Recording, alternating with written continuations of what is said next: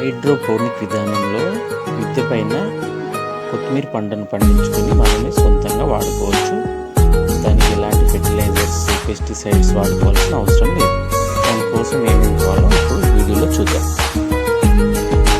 ఇప్పుడు బాటిల్లో చూస్తున్నట్టుగా పడేసిన బాటిల్స్ ప్లాస్టిక్ తీసుకొని వాటిని వీడియోలో చూపిస్తున్నట్లుగా గుండ్రంగా కట్ చేసుకోవాలి.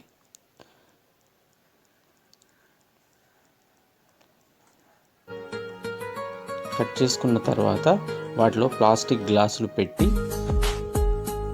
అందులో సేంద్రియ ఎరువులు, వర్మీ కంపోస్ట్, వేపపిండి కలిపి వాటిని నింపుకోవాలి. అందులో విత్తనాలను పెట్టి వాటిపై నీటిని చల్లుకోవాలి.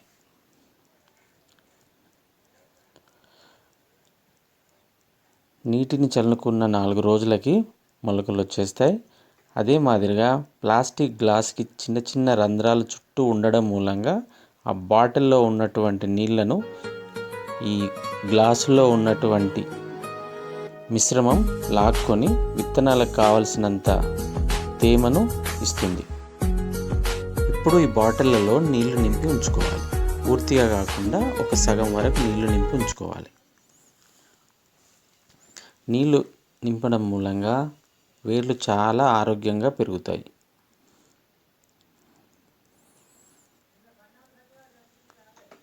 ఈ నీళ్ళల్లో కరిగే ఫెర్టిలైజర్స్ వేసుకొని ఉంచుకోవాలి.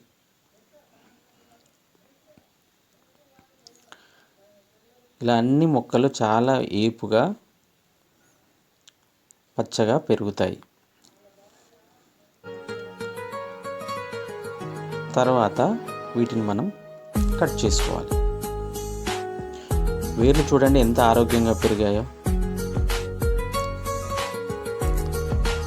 ఈ పద్ధతిలో మనం కూరగాయ మొక్కలు పెంచుకోవడం మూలంగా వాటికి కావలసినంత గాలి, వెలుతురు, నీరు అందడం మూలంగా చెట్లు చాలా ఏపుగా పెరుగుతాయి.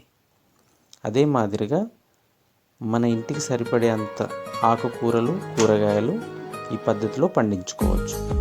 దీని మూలంగా ఎలాంటి ఇబ్బంది లేకుండా ఉంటుంది. పెద్ద పెద్ద కట్టడాలను డాబాలపై కట్టుకోకుండా ఈ చిన్న పద్ధతిలో చేసుకోవచ్చు. దీనికి కావాల్సింది కేవలం ప్లాస్టిక్ డబ్బాలు, ప్లాస్టిక్ గ్లాసులు వాడుకోవాలి. అందులో కాస్త నీళ్ళలో కరిగే ఎరువులు వేసుకొని పంట పండించుకోవచ్చు. ఈ వీడియో మీకు నచ్చినట్లయితే షేర్ చేయండి, లైక్ చేయండి, సబ్స్క్రైబ్ చేయండి.